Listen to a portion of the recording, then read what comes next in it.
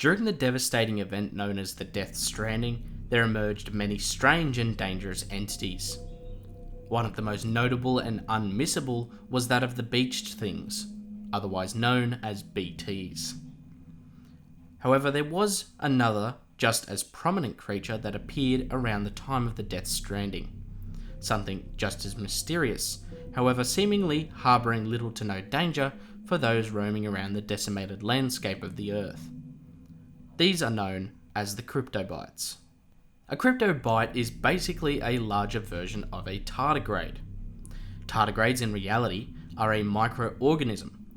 They possess 8 legs, have segmented bodies and measure at about 1.5 millimeters in length, making them reasonably large for a microorganism.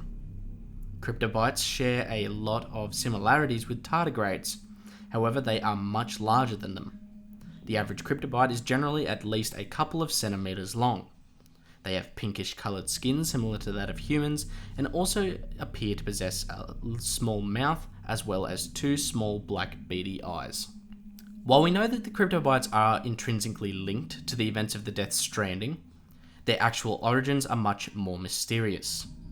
These creatures would appear to be, unlike everything else seen during the latest Stranding, an actual living creature, when compared to the damned souls of the beached things. This raises a few questions. If these are living creatures, then why were they not from Earth prior to the merger of the living and the dead worlds? If they are alive, then why would they have seemingly been living on the beach, or the other side? Well, while we don't really get these questions answered, I think we can make a good guess as to their origins from a few key facts. This again comes back to the similarities to tardigrades. Tardigrades, whilst tiny and very simple microorganisms, are also possibly the most versatile and resilient form of life to have ever evolved on Earth. A tardigrade is basically impossible to kill. These tough little buggers can withstand being frozen, being boiled, crushed, hit with deadly amounts of radiation, as well as being starved and dehydrated for decades, and then all of a sudden, when resources return, just pop back to life, like nothing ever happened. Basically, they have the ultimate form of hibernation, a process called cryptobiosis. Fittingly, the similar creatures within the world of Death Stranding were dubbed Cryptobites, likely due to their ability to do much the same, but at a much more extreme level. The similarities between these two species are too many to ignore, so it's likely that somewhere down the line, these two evolved from a common ancestor. And looking back at Earth's history, the tardigrades seem to have appeared around 5 to 400 million years ago. Funnily enough, closely matching up with the first Death Stranding, which is known as the Permian Mass Extinction Event, which occurred 300 million years ago. I propose that it's likely that Cryptobites evolved and branched off from their tardigrade cousins around this 5 to 300 million years ago, and by this first extinction event, or Death Stranding, on Earth, these tough as nails little creatures were able to not only survive the chaos, but once again adapted to their new surroundings in order to survive it. It's likely that the Cryptobites somehow found a way to not only travel to the beach, but flourish there. We see that the beaches possess extremely devoid and deadly environmental conditions. I think it's very possible that these creatures made their way to the other side and then made it to their home, surviving on the beach through the eons, evolving and returning to Earth once again periodically when each progressing stranding would occur. This would explain why there is basically no record of their existence up until the most recent stranding during the era of humanity's rise to power and dominance over the planet.